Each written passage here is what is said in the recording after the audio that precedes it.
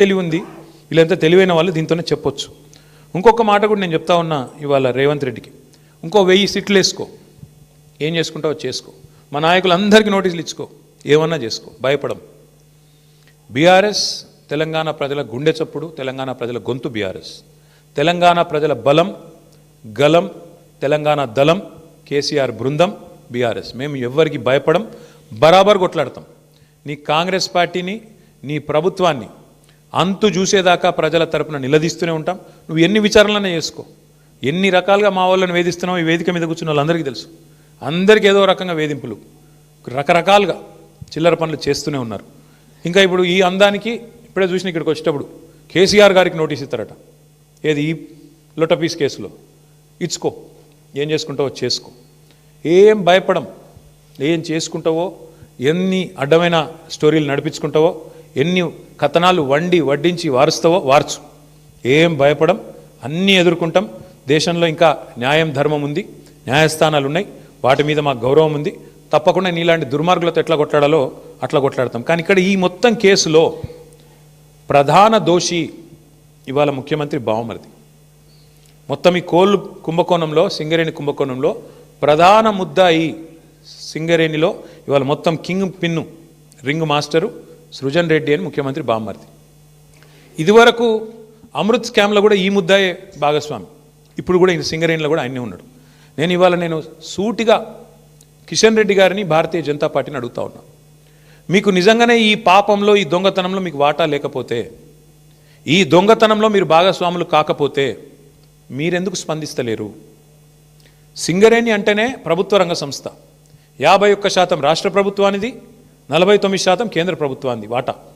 మరి మీకు ఇలా వాటా లేదా? మీరు ఏ రకంగా ఇట్లా ఓపెన్గా మొత్తం భారతదేశంలో ఎక్కడన్నా ఎక్సెస్ టెండర్లు అవుతున్నాయండి?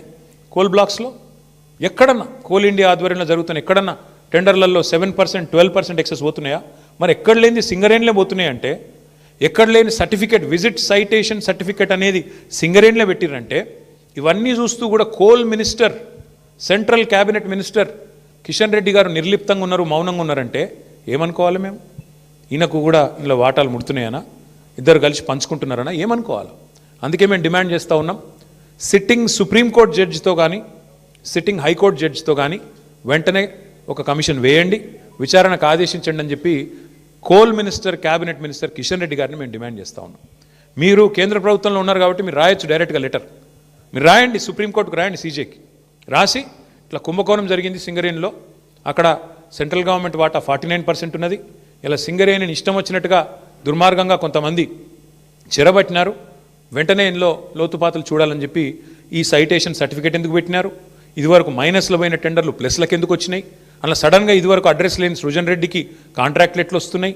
ఇవన్నీ బయటపడాలంటే, దొంగలు దొరకాలంటే సిట్టింగ్ జడ్జితో, సుప్రీంకోర్టు సిట్టింగ్ జడ్జితో న్యాయ విచారణ జరగాలి అని మేము డిమాండ్ చేస్తూ ఉన్నాం మా పార్టీ తరఫున. అట్లాగే ఇవాళ రాష్ట్రంలో పరిస్థితులు నాకంటే బాగా మీకు తెలుసు. ఏ ఒక్క వర్గం కూడా పేపర్ తీస్తే ఏ ఒక్క వర్గం కూడా సంతోషంగా లేదు. ఎక్కడ వల్ల అక్కడ రైతులు రైతు బంధు కోసం ఎదురు చూస్తూ ఉన్నారు. సంక్రాంతి పోయింది, నాట్లేసే టైం అయిపోయింది, ఇవాళ ఎన్నికలు లేవు కదా పంచాయతీలలో, అందుకే రైతు బంధు లేదు. ఇవాళ మళ్ళీ చీరలు వచ్చే కార్యక్రమం స్టార్ట్ చేసారట పట్టణాలలో. అంటే ఓట్లు తప్ప, రాజకీయ యావ తప్ప నీకు వేరే ఏది కూడా పట్టి లేదు. నేను ఇంకోటి అడుగుతున్నా, మేము 1000 సీట్లు ఎదుర్కొంటాం, 1000 ఎన్ని వేస్తావో వెయ్యి. కానీ నేను రేవంత్ రెడ్డిని నేను అడుగుతున్నా, మరి మీ సంగతి ఏంది? మీ దండుపాలెం ముఠా, మీ అలీబాబా అరడజన్ దొంగల సంగతి ఏంది? మీ రెవెన్యూ మినిస్టర్ పొంగులేటి శ్రీనివాసరెడ్డి, ఆయన కొడుకు, రెవెన్యూ మినిస్టర్ కొడుకు 100 మంది గుండగాలను వేసుకొని ప్రైవేటు వ్యక్తుల భూములో జొరబడుతున్నాడు. దాని మీద ఏవా సిట్టు?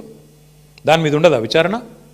అంటే ఇష్టం వచ్చినట్టు రెవెన్యూ మంత్రి కొడుకు పోయి భూములు కొల్లగొడుతుంటే, ప్రైవేట్ వ్యక్తుల భూముల్లోకి పోయి బౌన్సర్లతో పోయి దాడులు చేస్తుంటే సిట్టులు పిట్టులు ఎడదొచ్చినాయి. ఎందుకే